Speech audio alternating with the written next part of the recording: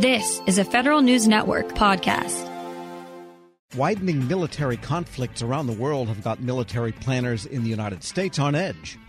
For some perspective on resiliency, innovation, and artificial intelligence in the defense domain, at a recent conference I caught up with former DoD and Navy Chief Information Officer and Army veteran Terry Halvorsen, now with IBM. I started with a question about how agility might get the U.S. through all of this. There are breakouts of conflict now on two major fronts in the world, one in the Middle East, one in Ukraine, and they're not isolated, are they? And what do you think the agility needs to be in the United States to be able to deal with these in a way that they don't threaten us, or that we can resolve them in a way that is positive for our influence in the world? Tom, that's a great question. And I would add to, while it's not maybe at the same level as Ukraine and what's going on in the Middle East, but we've got a fairly intense situation in China, especially in the sea area there.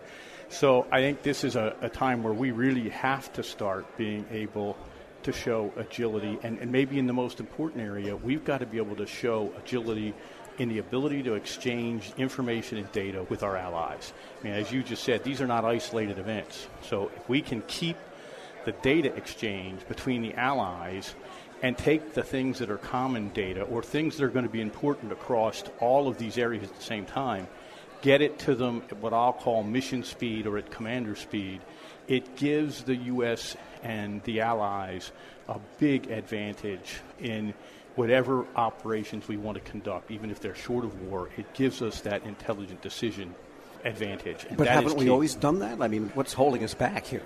I would say we've always done it. Generally, we've done it pretty well when it got to a war situation. I think today, the volume of data we need to move, the number of changing allies, and the incredible pace of technology is challenging our systems. It's challenging our acquisition system. It's challenging somewhat our decision systems, even inside DoD. And I would say right now it's certainly challenging, and this is not a political statement about either side, it's just we're in a challenging political situation to be able to get all of the decisions we need on time. Yeah, I guess getting a 45 or whatever it was day continuing resolution counts as good political backing these days, and we won't go there too much here. But right, but I mean, it does. I mean, I think, again, not a political statement, but I do think when you have that, and unfortunately, the department has had to get used to dealing with continuing resolutions, but it's gotten worse and worse. So it just impacts the entire decision-making cycle. So it slows up the budget, it slows up decisions.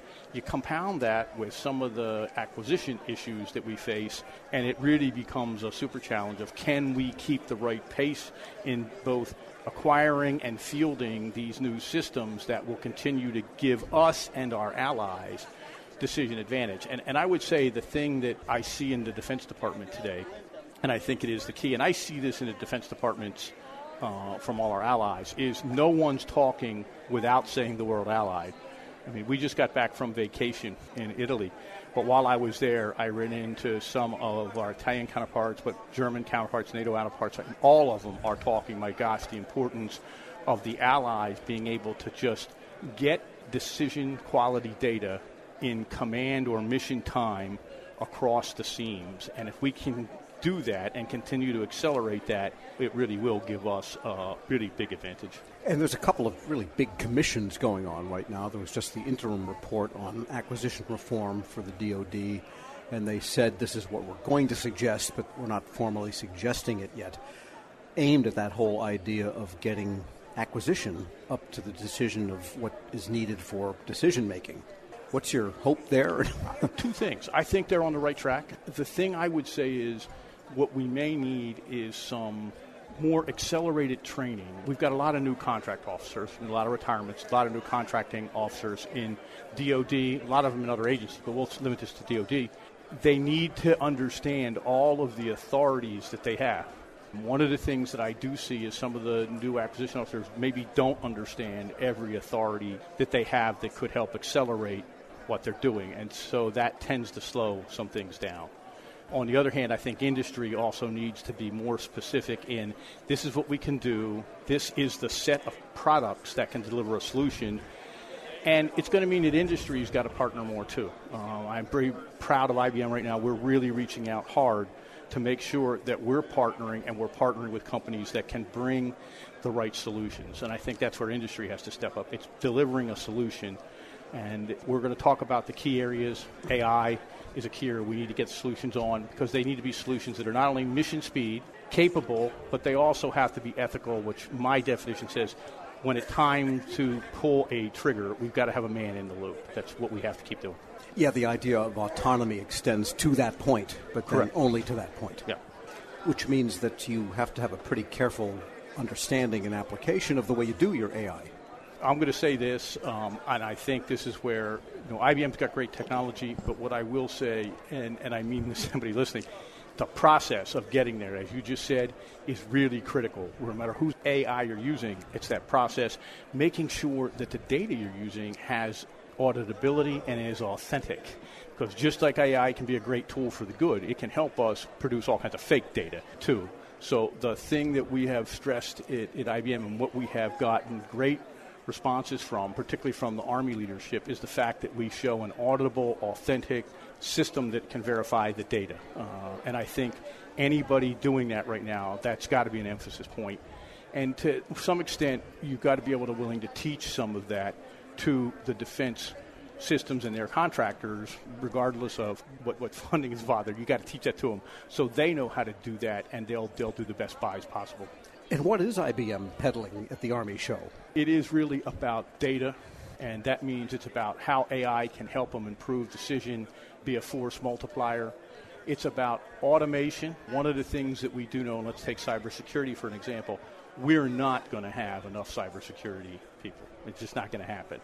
So one of the ways you fix that is you've got to have a solution that has AI, automation, and data management that becomes a force multiplier, so that those security analysts are looking at a much greater defined set of data that lets them get to decisions quicker on mission time. And that's where we really have to keep focusing. Yeah, the challenge in AI and in the greater point of decision making is not big data anymore. It's the correct data, and that could be small data. Well, I'm going to say it's two things. It's still big data, because the volume of data keeps, we threw out Moore's Law a long time ago. It keeps growing and growing and growing. And then you just added the great comment.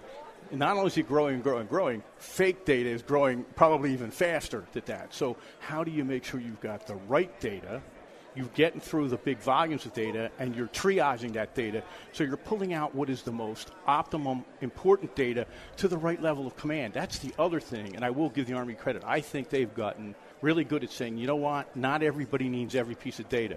A battalion has this limited sphere. They need this data. A division needs this data. A corps needs this data. In fact, when we get that data to commanders at the right level, let them command.